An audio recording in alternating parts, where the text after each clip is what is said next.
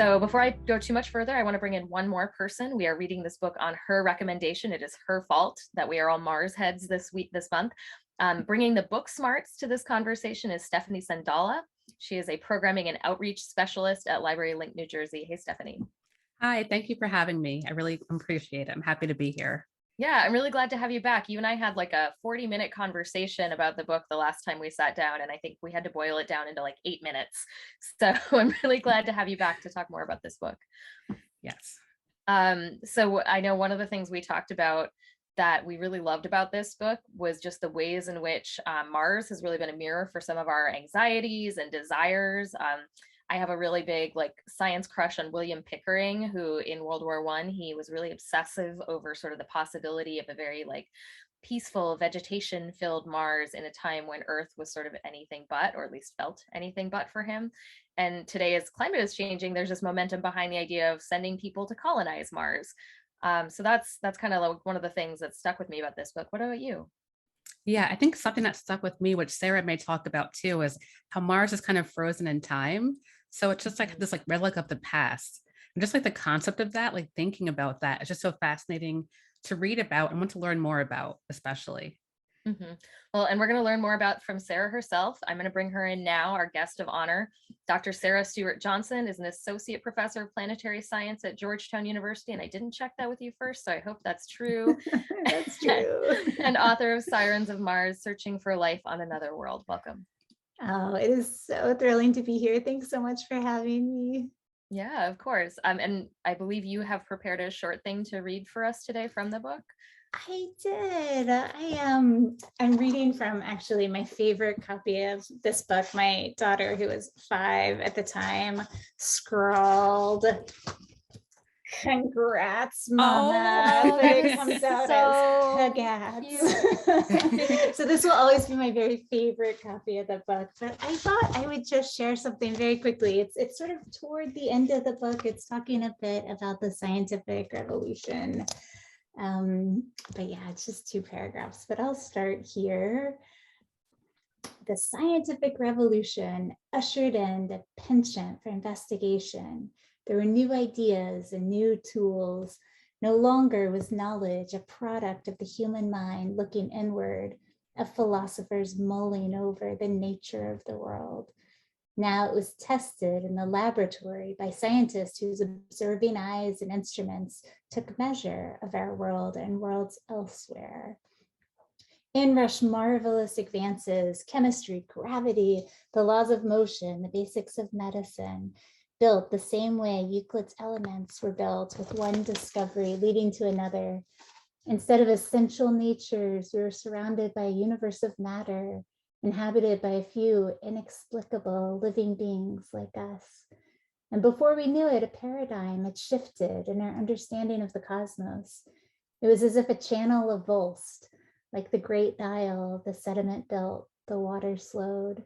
Before we knew it, the pressure broke and there was a new path downstream.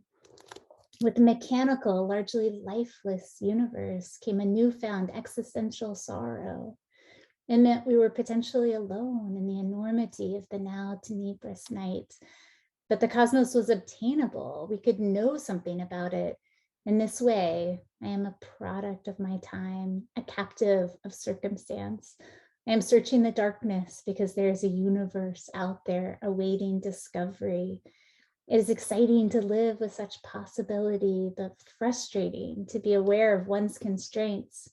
William Blake once wrote that if the doors of perception were cleansed, everything would appear to man as it is, infinite. For man has closed himself up till he sees all things through narrow chinks of his cavern. That is my experience too, just a few hundred years later. We have human brains within human skulls, and we understand little of what surrounds us. The limits of our perception and knowledge are palpable, especially at the extremes, like when we're exploring space. There's so little data to tell us who we are and where we are going, why we are here, and why there is something rather than nothing. This is the affliction of being human in a time of science. We spend our lives struggling to understand, when often we will have done well, peering out through those narrow chinks, just to apprehend. That is such a beautiful piece of writing. And I really love that you get philosophical about the process of understanding the world as part of this book. How would you describe sort of the story of our understanding of Mars, you know, from start to finish in less than a book length answer? Like, did we have to, you know, what were some of the big shifts in scientific understanding that sort of enabled us to get where we are today? I guess I would change that question that way. Oh, no, that's a terrific question, Christine. You'll have to cut me off because, of course, I could talk all day about this.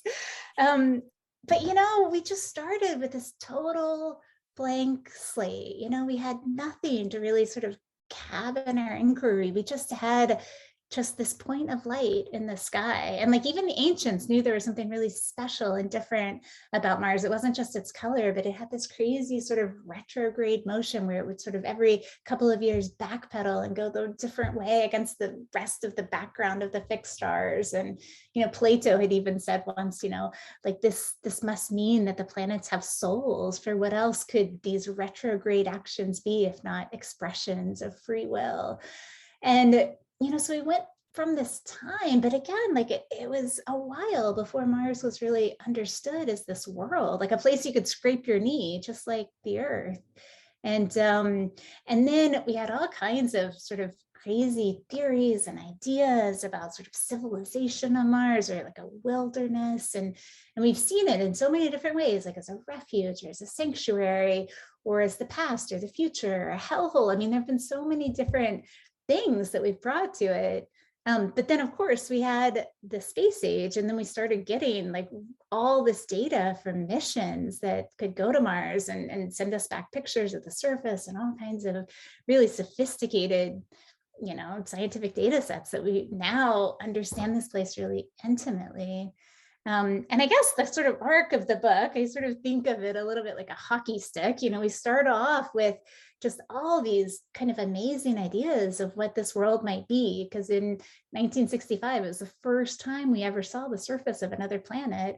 And we get these images back and they're covered in craters. And all of a sudden, there's just this staggering disappointment that Mars is just like the lifeless moon, you know, and the New York Times declared that it was probably a dead planet.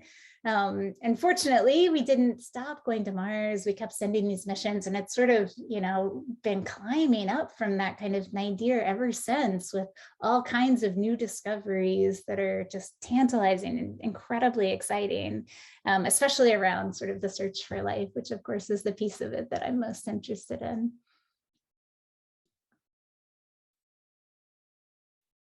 Do you have a most, I mean, when we talk about the search for life and the fact that it's the most interesting to you, I mean, why?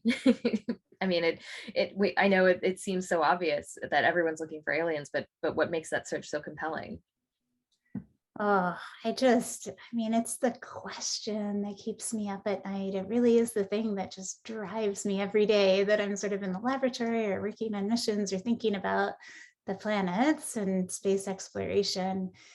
And I mean, I think it's, for me, like there's this kind of amazing scientific value that I think would come from it that's a little bit kind of more on the utilitarian side. Like, I just think it would be the most incredible discovery in the history of modern science. You know, we have one data point for life. All of the life that we have here on Earth, it's all the same stuff. It's all carbon-based, DNA-based life. We can pin it onto a phylogenetic tree. Like it's just all the same. And the idea of getting a second data point, like a second genesis of life, I just think it would just be the most astonishing sort of discovery. And then just to kind of understand, like, is life just a consequence of energetic systems? Like, is it a way that it will just sort of happen and it will sort of pop up? Or is it something that just is exceedingly, exceptionally rare, and we're just at this place where we just don't know? And maybe there are kind of like fundamental laws for biology, kind of like there are for chemistry and physics. Like maybe there are sort of constraints that act on on life that we could discover, I just think it would be, so much more amazing than anything, some biologist could create in the lab, or some pharmaceutical company could discover down in the Amazon. Like, or I just feel like it would just be so incredible just for our understanding of biology as a science. But there's also something that's a lot deeper for that, for me, at least, just as a human, just this idea, like we are ephemeral. Like at some point our species will disappear, our planet will go, our solar system will no longer be here. And this idea of being bound by kind of an abiotic before and an abiotic after, I just find it, I don't know, this idea that there could be something beyond us, I find incredibly compelling. And as a restless sort of person, I want to know that. I want to find another form of life in my lifetime. Yeah, that's like such a great answer, Sarah, too. And like I had a few questions, but I see a few people asking similar questions. So I might tie mine into that. And it's similar to yours, Christie, is like, Sarah, what do you think the future of Mars exploration is? Because I know Christie and I were talking earlier about, what do you think about billionaire interest in Mars colonization? So people are especially interested in, what do you think of that? And like, do you think it's helpful in the long run, or, should we be concerned? So I'd love to hear your thoughts about that. Oh, that's a great question, Stephanie. And I have lots of complex thoughts about that. So when I think about the future of Mars exploration, it's just, there's so many different possibilities. We've had all these incredible robotic missions, and like we've this question of like, will humans go to Mars? Like I do think that will happen. When will that happen? Like I really have no idea. Like, it's always been one of these things that's been like, 20 years away. It's almost like cold fusion, 30 years away. But I think that the stage is set for really rapid progress. Like there are huge technological challenges, like there are all kinds of really difficult things that we have to overcome to safely get humans to Mars. The radiation environment's incredibly punishing, like long time space travel. The moon, you can get there quickly and get back a couple of weeks. It's a business trip. But Mars, you are out deep away. And if something happens, there's nobody that can come rescue you. And so it's just very hard. But I think that the sort of technological leap from when we had nothing before Sputnik to the Apollo program, that was 12 years. And I think that the technological leap from where we've been with the moon to going to Mars, I think it's smaller than that. So I think that if we decided we wanted to go, like we could do it rapidly. And so what's the impetus going to be? Like maybe it's another space race. Like there's all kinds of, gestures from sort of, say, the Chinese Space Agency. There are a lot of other players kind of jumping in, kind of on the national scene. And then, of course, there's this potential disruption from private industry, folks with big plans, these ideas of sending like even 1 million people to Mars and 1,000 spaceships to colonize the world. And and as a scientist, sometimes that, I'm excited about the idea of human exploration, but I also, we're big bags of biology and we bring all of that along with us. And, it could be more complicated to find life. But at the same time, like we have these extraordinary human brains. And if I were trying to find a dinosaur bone in the Rockies, even our most sophisticated rovers, I wouldn't pick over a really talented field geologist. And so it's a tricky thing, and I feel kind of two minds about it. I think that there are ways that human exploration can go in tandem with robotic exploration. But honestly, I spend a lot of time thinking about the next 10 years, the next 20 years, like all the things that I really want to do with robotic exploration before humans arrive, while we still have this kind of pristine planet. And there's a lot of astrobiology and a lot of experiments that I'd love to see completed in the near term. We have a follow-up actually from not from someone here, but someone from our online book club community who I don't believe is attending tonight. Their name is Nikunj. And he says, my wife and I have been discussing and debating while reading the book, which is great. We love it when people do that, whether the benefits of Mars exploration will be distributed fairly among all groups, and will it add to social justice or social good in some way? And furthermore, and these are many questions I know, but if there is a disparity, how do we make the far reaches of Mars exploration worthwhile to all people? That's a really good question. And I think that's a really difficult question, because I think if we've looked at the kind of history of exploration through all these hundreds of years we've been doing it, like it's never really been fair, like it's never been something that has been done on this kind of moral landscape. But I think that there is something about space that's very special, in the sense that it does have this unifying function in a way, like so many people like look back at, say, the moon landing and consider it one of the greatest human achievements ever made. And it's not just Americans that feel that way, like people from all over the world I've met talk about how incredible it is that humans are able to really push the frontier and just push so far out into the deep night.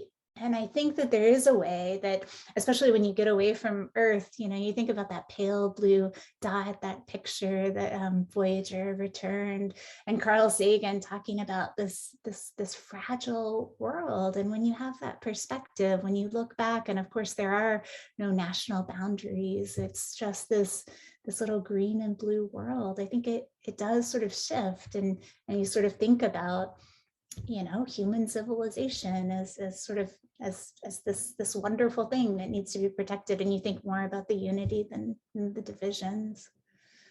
Yeah, thanks, Sarah. I think a great follow-up question from the Q&A right now that Steve just asked, and a lot of people are responding to, is kind of tying into that also.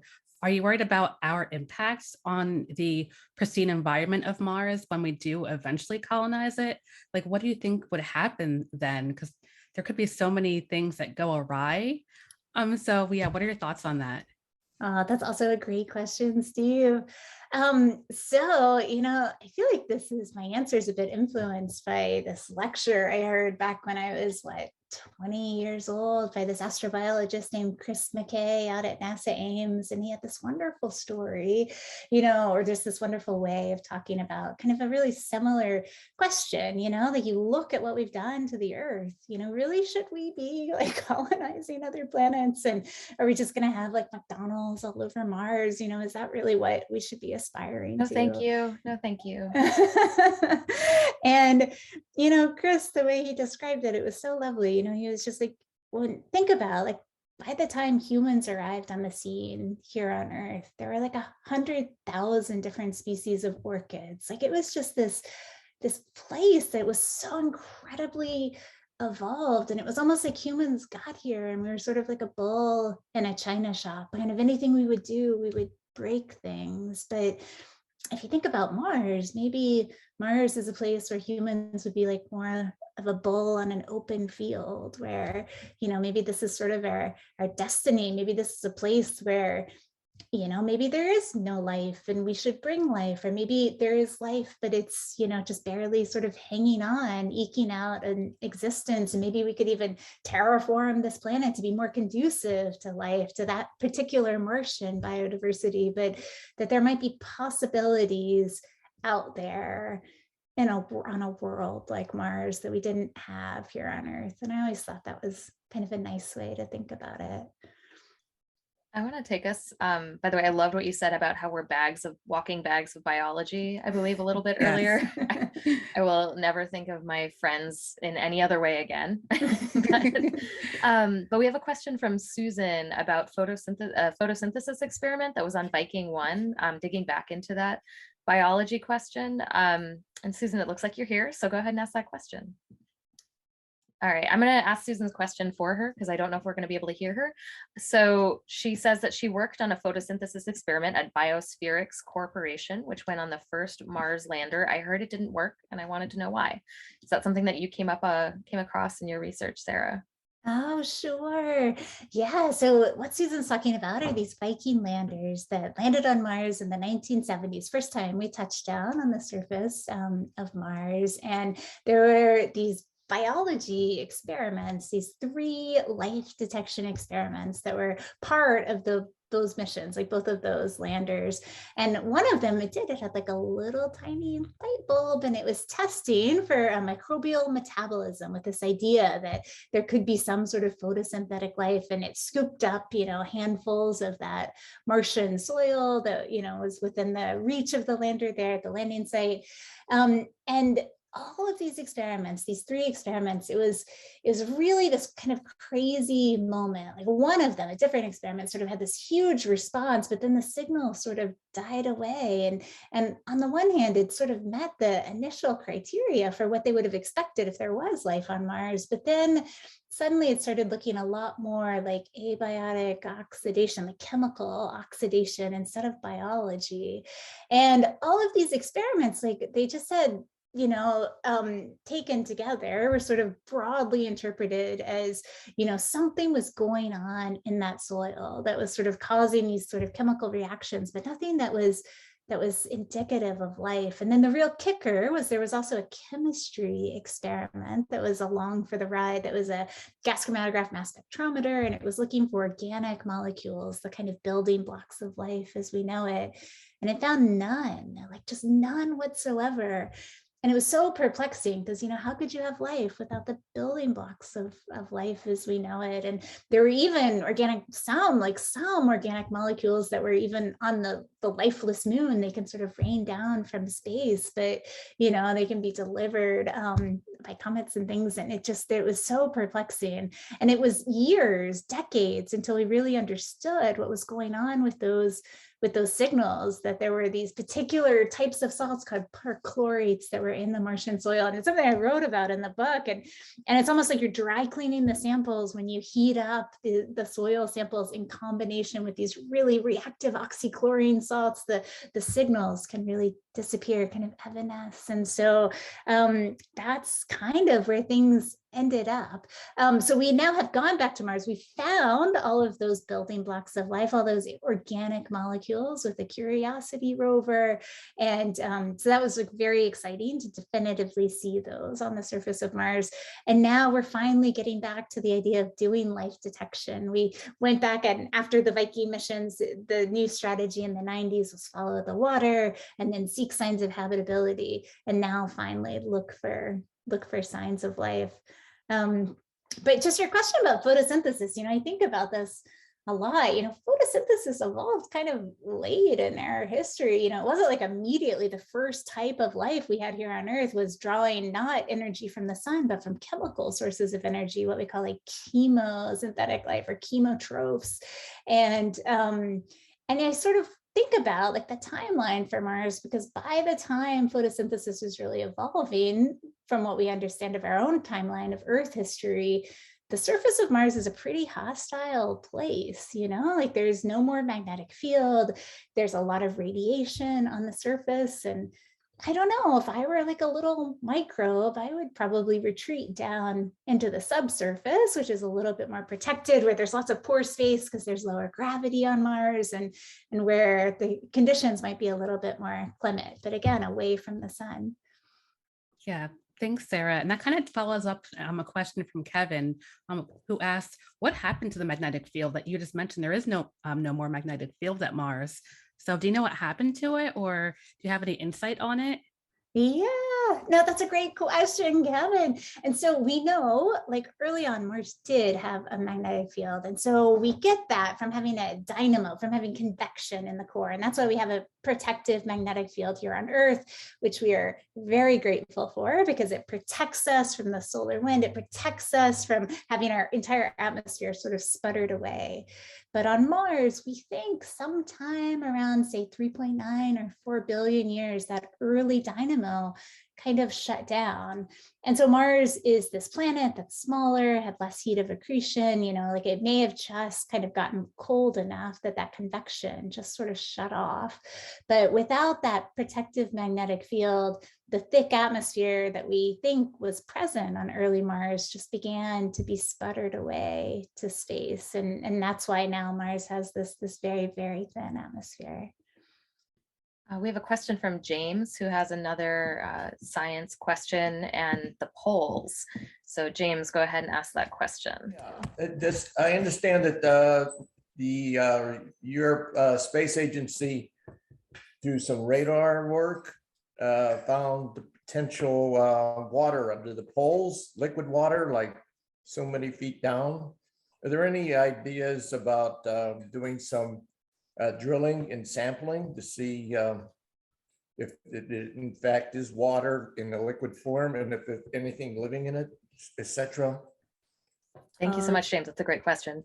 Yeah, no, I was going to agree. That's a great question, James. And so what James is talking about, James is clearly up on all of his NASA news, is there were these detections, these radar reflections that were picked up a couple of years ago in the South Polar layered terrain. So these under subglacial briny potential lakes. And it's so exciting to think about a body of liquid water that could be on the surface of Mars today, especially in the context of looking for extant life or still living life. And, this has been interesting because this is really kind of still being heavily debated in the community. Like, is the only thing that could explain those signals, is it briny liquid water? Could it potentially be reflections off clay minerals? There's still a bit of a debate going on. But if this does get borne out, that this is indeed an underground subglacial lake, we've done like really interesting work like in Antarctica on subglacial lakes, and there are thriving microbial communities, again, sort of largely using chemical sources of energy, like kind of down deep under in these subglacial environments that I just think are so exciting. And I've been a big proponent of the idea of drilling on Mars and getting down into the subsurface and looking for traces of life and potentially extant life as well. So we have the Rosalind Franklin rover, which was scheduled to launch in September, but because of the world situation, this was a European rover launching on a Russian rocket, that has been delayed for, it's unclear. But I'm so hopeful that rover does eventually get to Mars, but it's going to drill down 2 meters into that basaltic rock, again, not at the pole, but we'll at least get below a lot of that radiation damage at the very top of the surface. But then JPL, the Jet Propulsion Laboratory, has been working on some really exciting concepts for doing deep drilling. And maybe one day we could even drill as deep as those really exciting potential subglacial lakes. Yeah, thanks, Sarah. And I think this kind of ties into what you were just saying earlier. Like, what do you think Mars can teach us about Earth? And that's kind of something I kept thinking about as I was reading the book. And there's so much to learn from Mars and learn about ourselves in the process. Oh, Stephanie, I love that question also. So one thing about Mars, Mars really is all past, like so much of the history of our planet has been lost because of erosion, because of plate tectonics. It's almost like we've swallowed our deep geologic past plate by plate, and it's gone. There are just a few very small outcrops of really ancient rocks, and most of those have been metamorphosed tremendously. It's just kind of cooked beyond recognition. But on Mars, because again, a lot of these geologic processes just slowed down, and we don't think there was potentially ever plate tectonics on Mars, we have like just this incredibly perfectly preserved record. And so what were the conditions like when life got started here? Even if there is no life on Mars, being able to understand what those environmental conditions are like as recorded by indicators that are locked in the geologic record, I think is just incredibly powerful. And, on Mars, it's like reading the pages of a history book. It's just got so much potential, especially in terms of understanding ourselves, but then also understanding just kind of how these 2 planets that started off so very similarly, these are 2 planets that had thicker atmospheres, that were warm and wet, at least periodically, and they had just very, very different paths, and sort of understanding more about that, I just think is just really incredible and intriguing. And I think we can just learn so much about ourselves by studying Mars. Yeah, and I know you wrote about a lot of different people and their quest for Mars research and science. Were there any favorite people that you wrote about or anyone that stood out? And there's so many colorful characters in the book. It was just so fun to read their stories and hear, learn about their research and their successes and their failures sometimes too. Oh, yeah. I mean, that was one of the most fun things about writing the book, because all of these people that are coming from these really different walks of life, just driven by the same longing and this quest to try to find life on Mars. And oh, it's so hard to pick just one. I guess where should I begin? Kind of in the deeper sort of history, I don't know, someone who wasn't alive at the same time as me was this guy, Earl Slifer. I just found this hopelessly romantic that he took 100,000 different images of Mars over the course of his lifetime. Every 26 months, when the planets swung together on the same side of the sun, he would be out underneath the telescope, just clicking away. And at this point, really, the limits of our telescopes, I mean, our telescopes had reached the limits of their observational capacities. We had this wobbling atmosphere. We didn't have space-based telescopes yet. And so we just, none of them showed really anything. I mean, these pictures were just as fuzzy as can be. They're teeny tiny little images, and he just kept taking them. And he compiled his life's work in the 1960s, this book called The Photographic History of Mars. And I just think this book is so beautiful, and it really captures his life chasing after this thing, and just picture after picture after picture after picture. I don't know, there's something about that and that sort of dedication, even against all odds, that I just find very, very poignant. And I don't know, I mean, there are other people too, kind of more in the modern era. I talk a little bit about Maria Zuber, who was my PhD advisor, and one of the first sort of female Mars scientists to have a big impact. And I just found her so incredibly inspirational, as just on a personal level. I found, listening to her talk about her work, it was almost like, looking at these images that sort of shone to me like a church window or something. She just had gone and she had mapped the entire planet with this incredible resolution. It was almost like reading out the surface, like Braille or something. She had this laser altimeter and this instrument that just turned Mars into this kind of technicolor world. And I write about her as well, and just kind of how incredibly inspirational she was, not only as this amazing scientist, but also as the only woman on the science team for this initial mission that she worked on. But anyway, those are just a couple. There's so many, it's so hard to pick. Well, and you've mentioned sort of the increasing resolution of our observing of Mars, right? We started so far away with such blurry images, and now we're down to like this little thing that's smaller than a penny, that looks like a flower.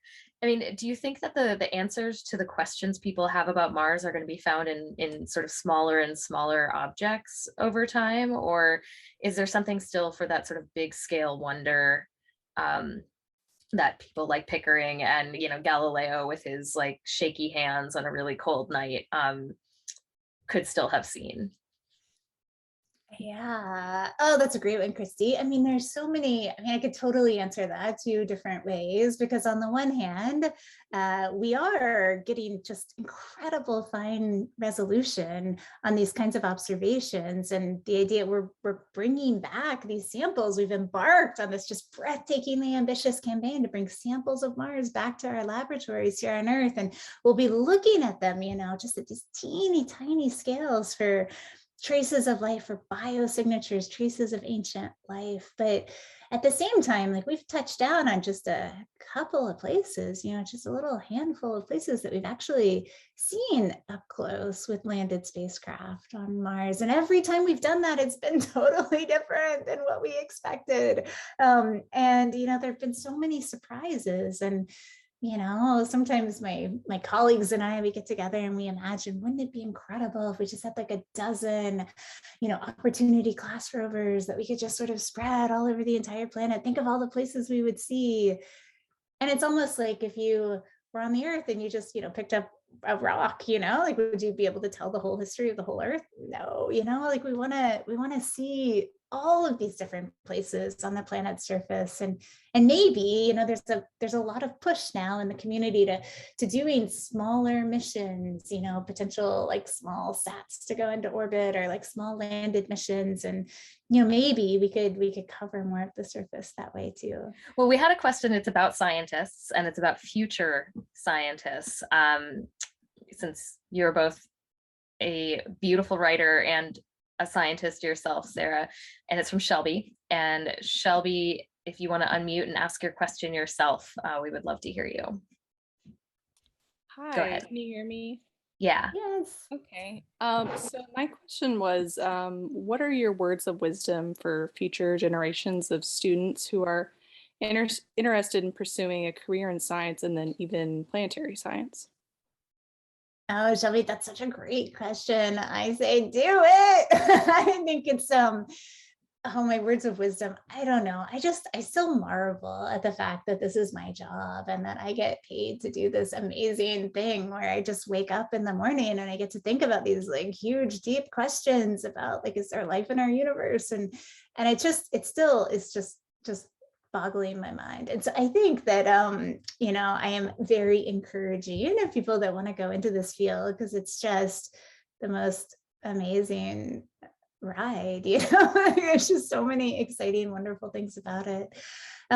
So words of wisdom, I think, sort of going through and sort of, studying things that are really passionate, that you're particularly passionate about. I think that's really important. And planetary science, I mean, it's almost like doing earth science like 100 years ago, like you can get up to speed, on sort of what's happening, because there's still so much we don't know. And it's very interdisciplinary, it's drawing from chemistry, from physics, from geomorphology, geophysics, all of these things, and biology, potentially astrobiology is now becoming this big thing just in its own right. And I think finding, some part of science and then thinking about how you can synthesize it with other parts of science is really helpful, and really what we need is to sort of break down some of these traditional silos and bring together all of these different disciplines, because places like Mars, they're every bit as complex to understand as places like Earth, and we just really need a whole fleet of people working to help us. But thanks, Sarah. I also wanted to ask a kind of a question that Christie had. A few other people were asking. So your book was written before the Perseverance Rover was under construction. So what are you hoping it finds? So we probably won't know for another decade or so. Yeah. But again, so the Perseverance Rover landed and now is in this campaign to collect all of these samples, these little pieces of chalk. They're small, but a couple dozen of those, and we'll bring them back to Earth. And it'll take some effort. We've got to send a fetch rover, and then we'll have a vehicle that'll sort of bring them back home to Earth, and then we'll sort of ferry them out to different laboratories. But my hope is that we can look into these samples and again find these traces of ancient life. And there's a lot of other stuff that we'll potentially find from these samples, kind of geochronology, understanding the timing and the history of Mars. There's a lot of fundamental geology that we'll discover no matter what.